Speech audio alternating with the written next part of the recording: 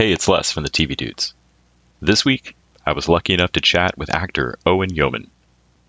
I've loved watching him on screen ever since The Mentalist, where he played Officer Rigsby, but you may have also seen him in the short-lived Kitchen Confidential, where he was amazing as Stephen Daedalus alongside Bradley Cooper, or more recently on Turn, where he played the most famous American traitor, Benedict Arnold. He'll be seen this fall in the upcoming Emergence, and we chat about all of that and more. It's a great interview, and I hope you enjoy.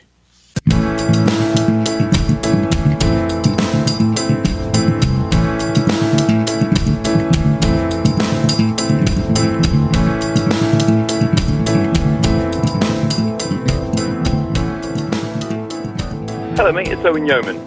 Hey, Owen. Thank you so much for taking out the time today. I hope you're having a great Thursday. Of course, yeah. You too. How's your day going? It's going great. It's much better now.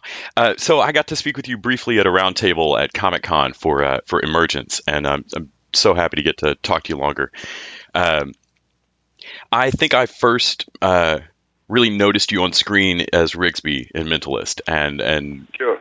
Rigsby and Van Pelt's entire romance and exit from the show and getting the little time hop of where life goes for them was just wonderful. It's still one of my favorite on-screen romances. So just, yeah, thank you for that. But, Thank you. I appreciate that. But something that really struck me, and I've heard people talk about, hearing someone's real accent or whatnot, but really with you, Rigsby is such a puppy dog, just kind of big galoof sometimes. And It's a good way to describe it. as I learned more about you and your background and your masters in English lit and other characters you played, it really fleshed you out as an actor for me. The more roles I've got to see you in, can you talk a bit about your career in general and how you see your strengths as an actor, or what roles you really love playing? Sure. Yeah. I mean, it's interesting. I think there's a tendency, especially in television, to assume that who you see on screen is some version of you. Do you know what I mean? So I think there was this sort of assumption that I was this good old football playing guy from Iowa, and I would have laid money on it. Definitely. Yeah, and that's.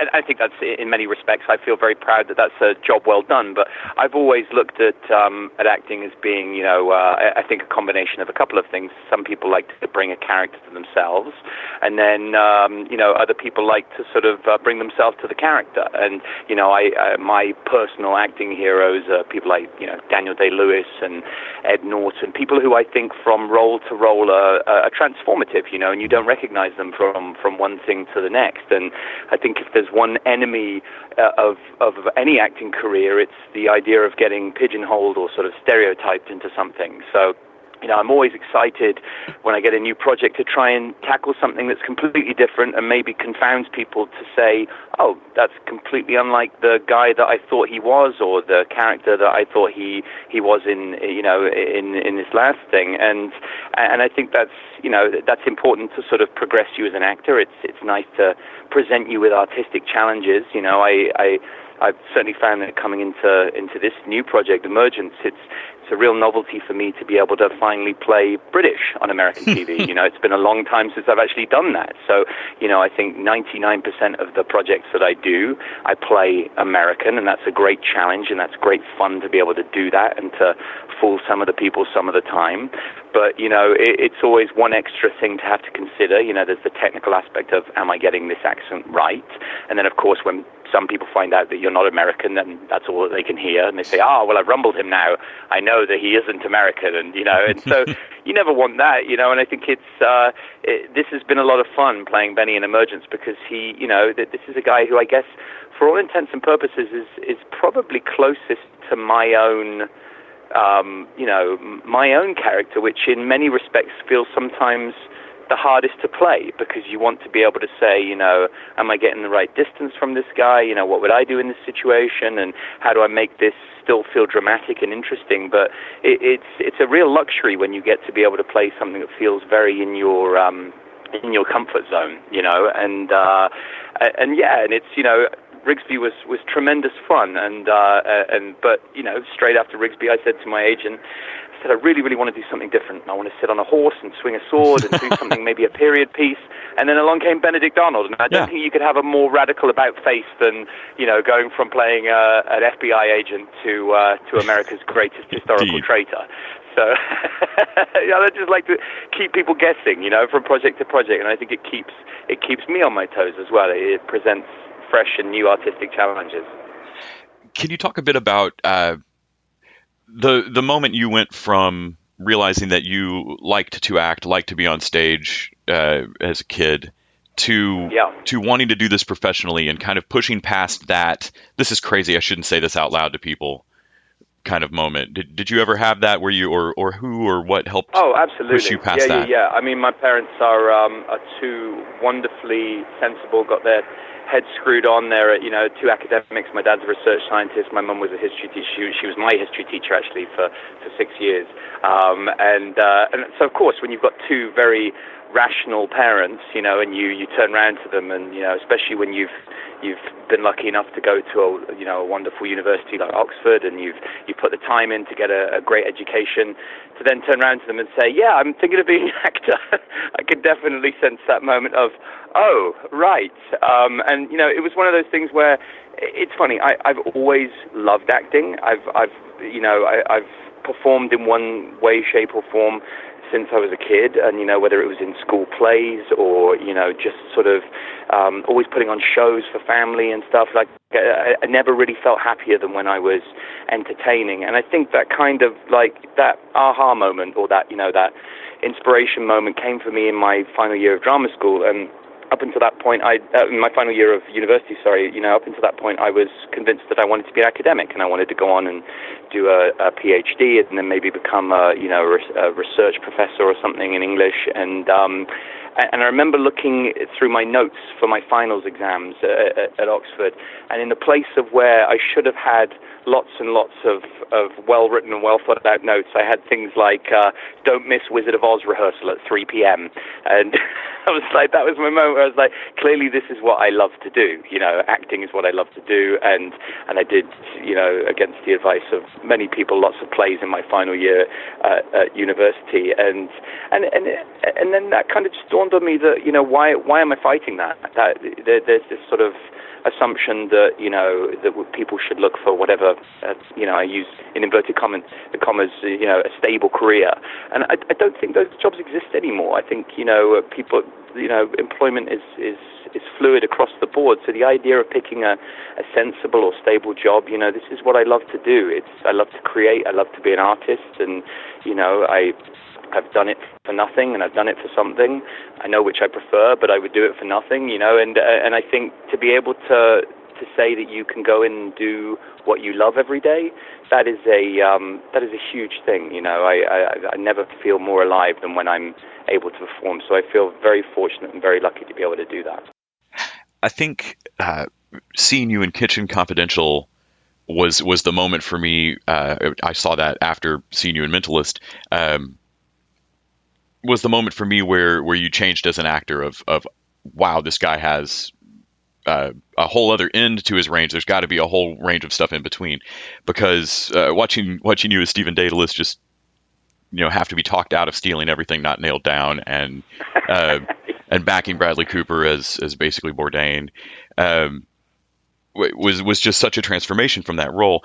Have you, or can you talk about any particular roles where you've kind of found a new gear or discovered some new, like, wow, I've got a little bit more comedic chop than I realized? Yeah, I actually came to the States really, really sort of hell-bent on doing comedy. And I love doing, that's kind of more my natural resting place. I'm sort of quite an upbeat, always looking for the humor and comedy and things. So it's sort of, no one was more surprised than me to find myself getting into quite a lot of TV dramas, But that in and of itself has been a wonderful challenge and something that I've relished doing. But Kitchen Confidential was amazing. I mean, what a cast. It was one of those, to this day, I think it's still one of those jobs that you feel like it got away, and had it maybe been given another chance. I got the chance to work with Bradley again briefly on American Sniper, Harper.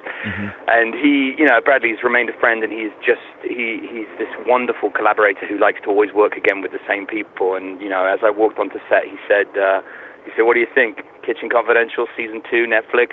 I said, you know what? I think they would take that very seriously right now. I think they really would.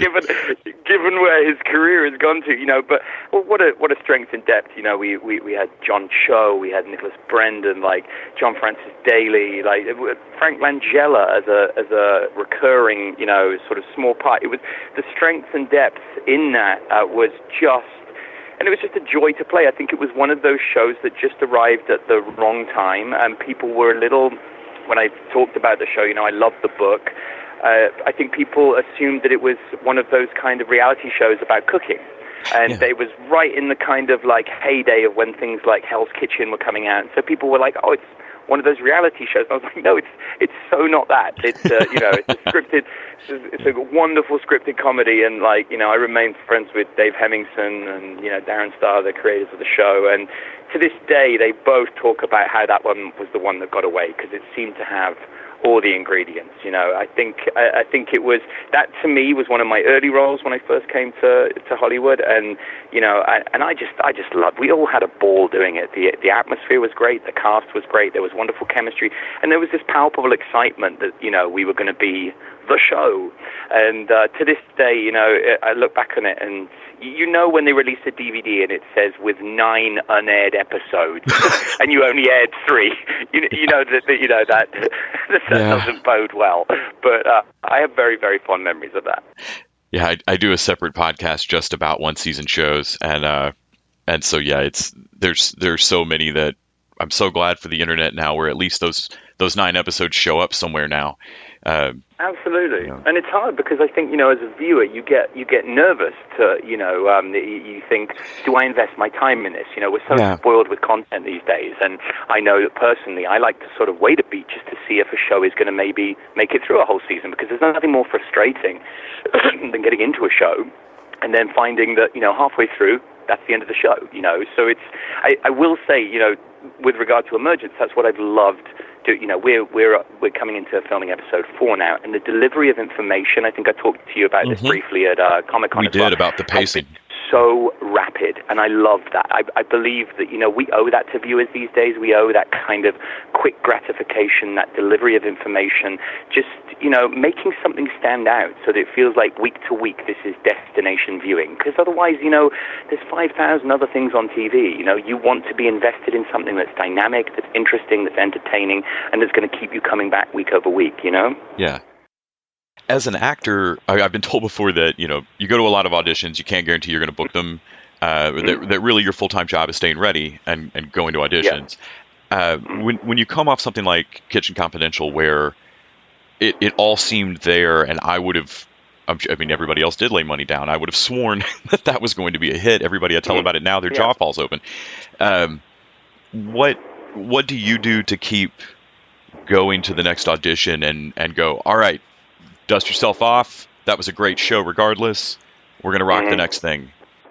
I think that kind of, you sort of hit the nail on the head, really. It's about pride in the work, and it's about saying where, I don't think, maybe it's an inbuilt insurance policy that I have for myself, but every time I shoot a pilot and, when you sign on especially for a network show, they make you sign a 7-year contract. Now, not for 1 second do I think any actor actually thinks that they're going to run that amount of time, so you get involved in it, you do the project, and it's kind of an incremental thing, you shoot that pilot and then you wait to see if it gets picked up, and there's never a feeling of, I don't think I ever felt that, a sense of, oh, this is a sure thing, or this isn't even with Mentalist, we had such a wonderful run, like 7 seasons. I mean, in this day and age, that's a lifetime, so to have that viewership built in and that dedicated fan base is just tremendously gratifying, and we feel incredibly lucky to be able to have an audience there to tell your story. But I don't think there was a single year where we didn't think, I wonder if it's going to come back or not, and I think maybe that's just my own way of safeguarding and not wanting to assume. But if I can come away from every project, it doesn't matter whether it's just a pilot or whether it's 13 episodes or on Turn, for example, I I joined that a season in. They'd already shot a season, and I did the last 3 seasons. For me, it's about pride in the work. And, I love to be able to, as we talked about earlier, confound people and say, oh, wow, that was very different to what he did last time. And if I can pull something out of each project that shows maybe a different facet of me as an actor or surprises someone, that to me is the most rewarding thing, because, if you get into that dangerous business of going, this is it, this is the hit, then you're drinking the Kool-Aid, and it's, I think that's a very dangerous road to tread down. I think just be, happy in the moment, be happy to be working, and everything else is that lightning in a bottle that you can't control, Well, I believed you were an American FBI or state cop. I believed you were a thieving sous chef, and I have believed you were a killer robot. So you've really got range. Thank you so much for chatting with me today. I'm really looking forward to Emergence. Getting to talk to you about the pacing of it, honestly, that was my biggest concern on a show like this. Is the mystery going to dole out so slowly that I'm going to have to argue 5 of my friends to keep watching it? No, and I think I think Tara and Michelle, the showrunners, are keenly aware of that, and I think, like I say, I think this is a show that really does deliver, and it's destination viewing. And what I love about it is it challenges a lot of genres. It's one of those shows that I feel doesn't neatly fit into a certain bracket. It's got the genre and the sci-fi elements in there, so that will keep that fan base happy. But it's also, it's got this tremendous sort of family drama at the center of it, so it makes it very relatable. I honestly can't think of, and I know everyone tends to say this every year about their new show, but I really can't think of a show that sort of ticks as many boxes as this show. It's a really appealing family drama with a wonderful genre element, and in Alison we have this amazingly versatile actress who's so capable of the drama but is so deft at comedy. I think that it's a real treat. My 4-year-old watched the pilot, and my wife and I looked at each other and went, is she too young to watch this? And she was riveted. She was like, I want to know what happens next. And I was like, well, not even Daddy knows what happens next, so just wait until I get the script. Don't we all? But, it is just, I really feel there is a really broad fan base waiting for this show. So I'm very excited to see it air. I'm very excited to hear what you think about it. Yeah, I'm looking forward to it. Just the chemistry between Alison and the girl that plays, I believe, Piper is the character's name. That's right, yeah. Their chemistry is astonishing in person, so I really, if half of that translates to screen, y'all are going to do fine.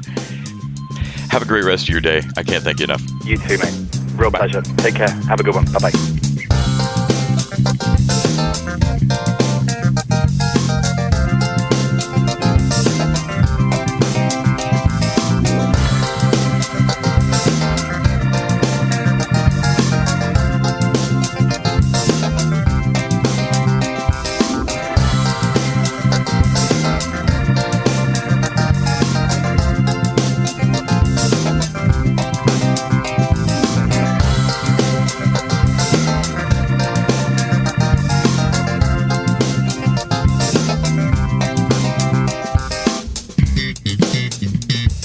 The TV Dudes is an independently run podcast and a member of the Electric Sweater Podcast Network. We are exclusively listener-supported. If you'd like to help us out, go to patreon.com/TVDudes. You can like us on Facebook and Twitter at TV Dudes. All the music for our show is by our friend and original TV Dude, Gregory J. Amani Smith.